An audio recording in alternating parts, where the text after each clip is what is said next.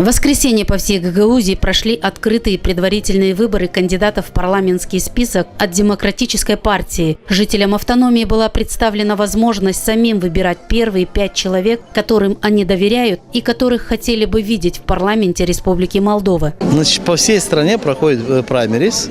Естественно, что и в Гагаузии. Я вам скажу, что это впервые. Если вначале многие не могли понять, что это такое, то я сейчас вижу, что все поняли и поддержали. Потому что огромное количество людей на участках. Значит, сегодня люди приходят, сами, значит, записывают фамилию тех кандидатов, которые Демократическая партия могла бы включить кандидатами в депутаты парламента. И это здорово, то, что люди сегодня сами определяют и предлагают руководству, что включить именно тех людей, которые достойны. Прямые выборы кандидатов в ДПМ началось с 8 часов утра. Явка превысила все ожидания. Примерно к обеду уже проголосовало более 2000 человек. Голосование проходит очень высоко. Посмотрите, какая очередь.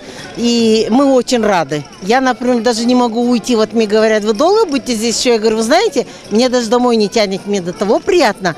Такой наплыв людей, такой выход хороший. Люди идут и сами решают, кого им записать. Хоть соседа, хоть себя, хоть кого. То есть, конечно, если доверяют руководителям, вносят, наверное, какое-то сейчас руководство, но это довольно свободное волеизъявление.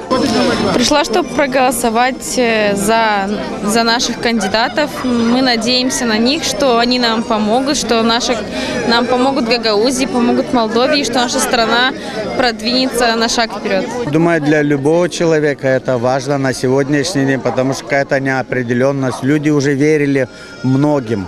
Наш кандидат – это Демьян Николаевич Карасини, и мы только организованно все пришли, отдадим голоса за него. На людей здесь практически люди разных возрастов. Есть молодые, есть уже пожилого возраста, но все они заинтересованы в том, чтобы завтрашний день в Гагаузии был благоприятным, был удачным, еще люди, чтобы жили счастливо здесь у нас. Прямые выборы кандидатов в ДПМ проходят сейчас в условиях, предусмотренных Конституцией, честно и прозрачно. Никаких инцидентов, которые могли бы помешать проведению выборов, не зафиксировано.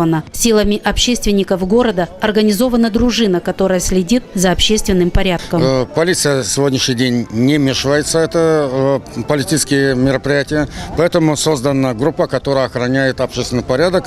И я считаю, что на сегодняшний в это время, в этот час у нас все благополучно. Спасибо людям, что все приходят нормально и нет каких-то эксцессов.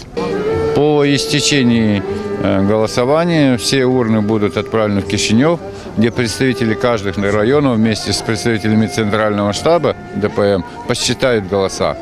А потом уже наступает демократическая процедура. Согласно количеству набранных баллов, голосов, поданных за того или иного кандидата, будет составляться список Демократической партии, который будет опубликован после 1 октября. Прямые выборы кандидатов в ДПМ в избирательный список для парламента завершатся в 20 часов. Для проведения голосования ДПМ открыла 42 избирательных участка во всех районах страны, по одному в АТО Гагаузия и секторах Кишинева. Также 2 избирательных участка работали в Италии.